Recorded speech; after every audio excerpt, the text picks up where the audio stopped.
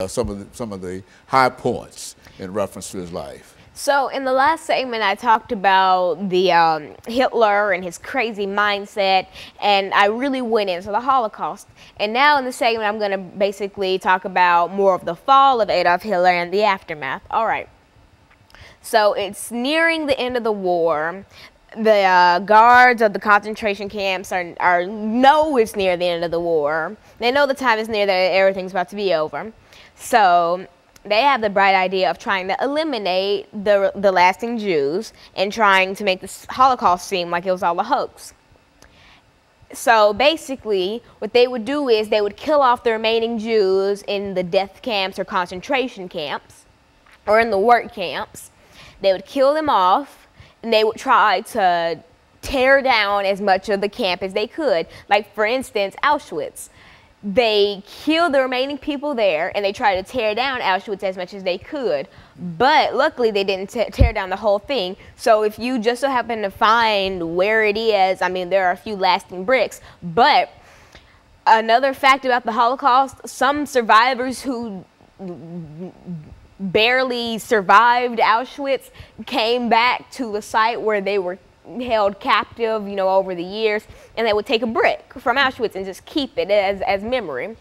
And the gate that says Auschwitz, it can be found in the U.S. Holocaust Museum, which I was fortunate enough to visit over the last couple weeks. I went there about 2 weeks ago. And so I'm going to talk about the Holocaust Museum for a second. In the museum, it has a very intricate setup. For instance, it has 4 floors, but you don't go, you know, you go 1 floor and you keep going up. You go to the 4th floor and you go down. So you get on this big elevator, and they try to squish as many people in as they can to try to capture the essence, or capture a fraction of the essence of how it would be in a train car. And so this video shows up on a screen in the elevator, and it talks a little about the Holocaust, but not very much because they don't want to give much away. So you ride up to the very 4th floor, and in the 4th floor, it just talks about the rise of Adolf Hitler, you know, his childhood and, you know, the beginning of the Holocaust. But in a different section of the 4th floor, it gets deeper into the Holocaust. So after you leave the 4th floor, you walk through a staircase, or kind of like a little bridge, where if you look out of a window, you can see the lower floors. But a fun thing about it is, on the little glass panels of the museum, there are names of families that were involved in the Holocaust. So you'll see Horn and a lot of other names that were families of people who were killed in the Holocaust, and they're all etched into the glass.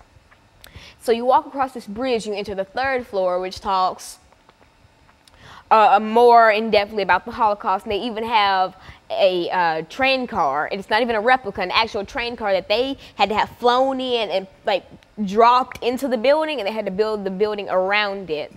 And so you can see that train car, and you walk through it where you can explore other divisions of the 3rd floor. After that, you walk down a staircase, and if you look out of a window by the staircase, it says, "Never forget, always remember." And so you see more of those bold yet simple statements around the Holocaust Museum. And like, for instance, outside of the Holocaust Museum, like on a door, or not on a door, but on kind of a wall, that etched in, it says, "You are my witnesses." And it's a passage, it's a little scripture from, I think, Isaiah in the Bible. And it says, "You are my witnesses." And so that really means that we bear witness for the people who can no longer tell their stories. And it is our duty as people who are living after this has happened to tell our children, and for them to tell their children, so that the memory of this is never forgotten. Because there are people out there, and there are websites out there that try to chalk the Holocaust as a hoax. And you can find, and you have to be really careful where you look up information about the Holocaust, because you will find a lot of sites like that. They'll say, concentration camps never existed, the Holocaust never happened, it was all fabricated, it was all a war tactic or something like that. It's stuff that doesn't really make sense. And so we have to bear witness to these people.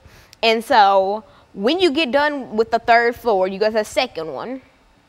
And it has testimonials from people who happen to survive the Holocaust. And there's this one real popular testimonial about a woman who married the man who saved her, or a man from the army who came and, you know, rescued the people that were in her camp.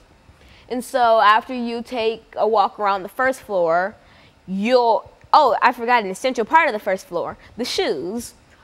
It depends on what time of the year you go, but you will see shoes from the Holocaust. There are children's shoes, women's shoes, and you see a lot of heels and stuff, and it really shows that these people didn't know what they were getting into, because who would wear heels to go work in go die in a death camp? And so it really shows how these people were fabricated and lied to, only saying, oh, they would be going to work. And they just ended up being killed. And so they were just swept off the street by the armies, by Hitler's armies, and placed into the Holocaust. Either that, or they were lied to, and the whole Holocaust was sugar-coated. And another thing about sugar-coating, when the Red Cross would come and inspect the camps, they wouldn't wash them up beautifully.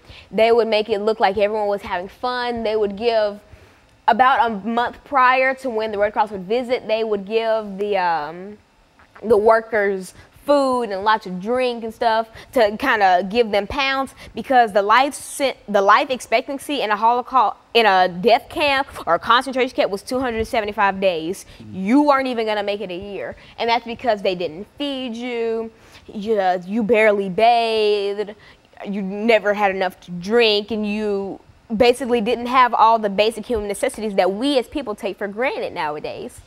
And so they would clean them up, and so that's why a lot of the world during this period was lied to. And only until it was too late did we realize what was happening, because either a lot of stuff wasn't broadcasted, or only the good stuff was broadcasted, and it would just be lies. When we would see people smiling and just skipping along, these people were grieving the death of their children who were just thrown into furnaces because they were marked incapable of work. And so a lot of the world was really lied to, and that's why so many people died, because there were African Americans there were Slavs and Gypsies and Jews mainly. And so anybody who didn't fit Hitler's criteria, and like I said in the last segment, the Aryan race, which isn't really a race, but that's what we say today, the Aryan race, if you weren't the Aryan race, you weren't coming out alive. But there was another way that a lot of people did manage to survive. Well, not a lot, but a fraction of people did manage to survive the Holocaust. They would get on boats and sail to different countries.